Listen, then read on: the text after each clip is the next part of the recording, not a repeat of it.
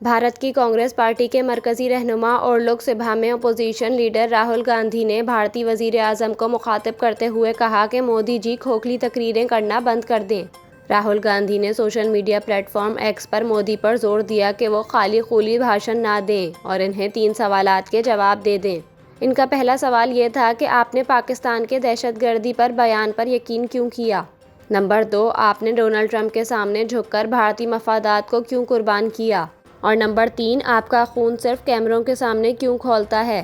راہل گاندھی کا مزید کہنا تھا کہ آپ نے بھارت کی عزت کا سودا کیا۔ اس سے قبل کانگریس پارٹی نے الزام عائد کیا کہ سفارتی وفد بیرون ملک بھیجنا بھارتی حکومت کا WMD weapons of mass destruction بڑے پیمانے پر لوگوں کی توجہ دوسری جانب کرنے کا ہتھیار ہے۔ واضح رہے کہ بھارتی اپوزیشن اور کانگریس نے آپریشن سندور کے دوران حکومت کا ساتھ دیا، لیکن سیز فائر کے اعلان کے بعد راہل گاندھی نے BJP کی حکومت پر شدید تنقید کی۔